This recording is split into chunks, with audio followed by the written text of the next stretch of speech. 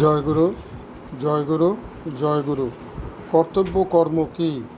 সংসার থেকে উপরে উঠিবার জন্য নিষ্কামভাবে অন্যের কল্যাণের জন্য কাজ করার নাম কর্ম।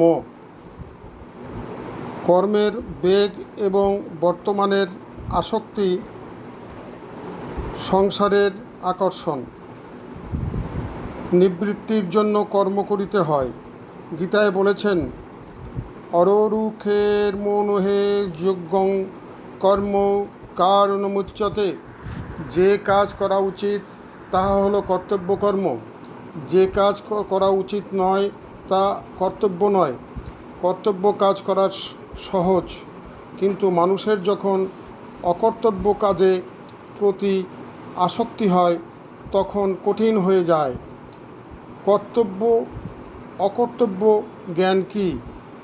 পক্ষপাত, বৈষম্য, মমতা, আসক্তি, অহংকার যে কাজে থাকে সে কাজের সুষ্ঠু জ্ঞান হয় না। আর নিষ্কামভাবে কর্ম করা হলো ভাজা বীজের মতো। ভাজা বীজ চাষের কাজে অনুপযুক্ত, তা খাওয়ার কাজে লাগে। সেইরূপ নিষ্কাম কর্মের ফল তা বন্ধনকারী হয় না। সকাম ভাব রেখে কর্ম করলেই সেটি বন্ধনকারী হয়। ভগবান গীতায় বলেছেন, ফলে শক্ত নিবদ্ধতে। মানুষ যখন ভক্তিমার্গে যায় তখন সে ভগবানে তন্ময় হয়ে যায়। যেমন ভক্তিমতী মীরার শরীরও তো দিব্য হয়ে গিয়ে ভগবানের বিগ্রহের মধ্যে লীন হয়ে গিয়েছিল।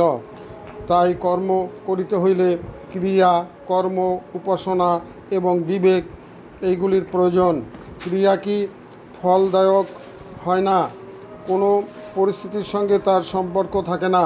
কর্ম ফলদায়ক হয়, তার সম্পর্ক সুখদায়ক ও দুঃখদায়ক। উপাসনা কি? উপাসনার সম্পর্ক ভগবানের সঙ্গে। বিবেক কি? বিবেক হলো জড়তার সঙ্গে সম্পর্ক বিচ্ছেদ ঘটায়। কর্মে যখন নিষ্কাম ভাব আসে তখন কল্যাণ হয়। আসুন আমরা সকলে ভগবান শ্রীকৃষ্ণের শ্রীপাদপদ্মে অর্পণ হয়ে সব কিছু সমর্পণ করে আমরা সাধন ভজনে রতি হই। জয় রাধে, জয় রাধে, জয় রাধে।